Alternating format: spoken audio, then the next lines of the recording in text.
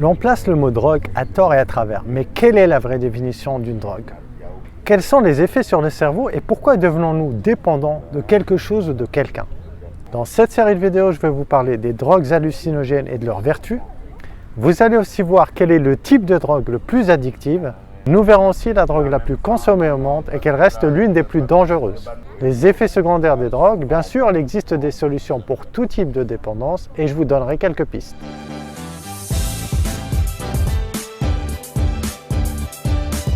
Pour les aider à changer par eux-mêmes, parce que la solution est toujours en vous.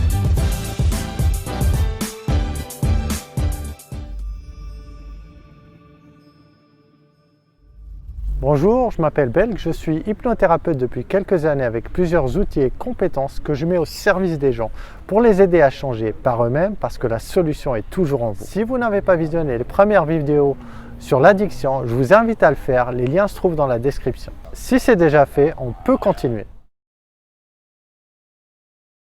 Actuellement, environ un quart de la population mondiale est sous prescription médicamenteuse quotidiennement.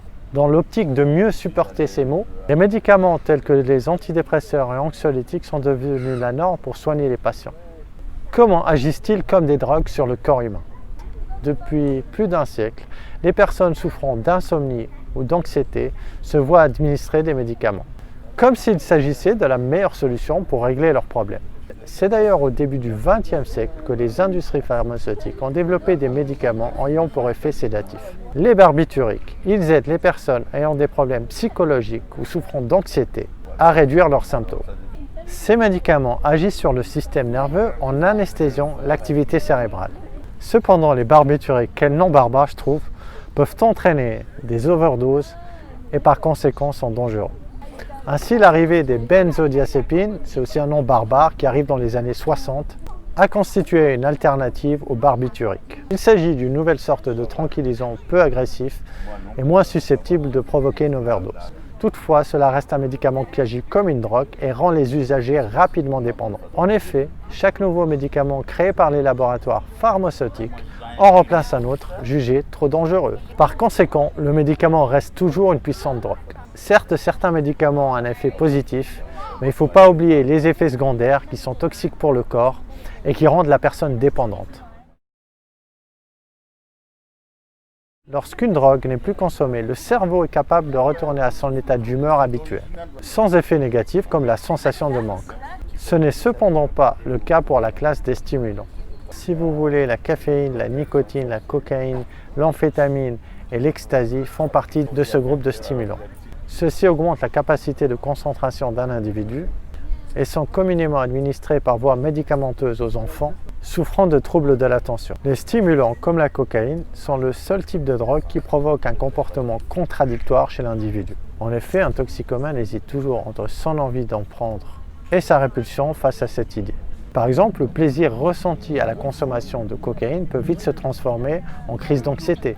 C'est pourquoi une personne dépendante se déteste souvent lorsqu'elle sait qu'elle va consommer de la cocaïne, mais cesse de s'en vouloir lorsque les effets sont présents. La caféine, quant à elle, est le stimulant le plus consommé dans le monde. Elle ne représente que très peu de danger car il faudra boire une centaine de tasses de café pour approcher de l'overdose. La caféine aurait d'ailleurs de nombreuses vertus. Elle améliore l'humeur et réduit les états dépressifs. Elle permet de rester éveillé et alerte plus longtemps.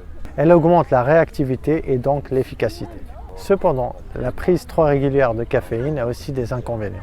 Elle peut accentuer l'irritabilité, augmenter la tension artérielle, accroître les risques d'insomnie, augmenter les maux de tête. De plus, une personne accro qui arrête soudainement la consommation de caféine en subit les effets négatifs très rapidement. Par exemple, une sensation de fatigue et de nervosité. Enfin, l'ecstasy ou l'MDMA est souvent considérée la drogue parfaite pour passer une super soirée, en boîte de nuit par exemple. Elle produit des effets euphoriques et de non-fatigue, augmente l'envie de sociabiliser, tout comme la libido de l'individu. Aussi, l'ecstasy met une barrière à tout sentiment négatif pour ne ressentir qu'un sentiment de bonheur général. Toutefois, elle produit des effets irréversibles sur le cerveau. Ces effets indésirables peuvent n'apparaître qu'après plusieurs années, car les cellules du cerveau se décomposent progressivement. La sérotonine, la molécule responsable du bonheur, diminue graduellement par la consommation trop fréquente d'ecstasy. En conclusion, les stimulants ont un effet ambivalent. La drogue qui permet d'abord d'être euphorique rend l'individu anxieux dépendants, désespérés et en attente d'une nouvelle dose. Les effets sur le long terme peuvent être alors dévastateurs. Merci d'avoir suivi cette vidéo. Si vous voulez avoir du contenu de ce genre, je vous invite à vous abonner. Quant à moi, je vous dis à la semaine prochaine pour la suite de la vidéo.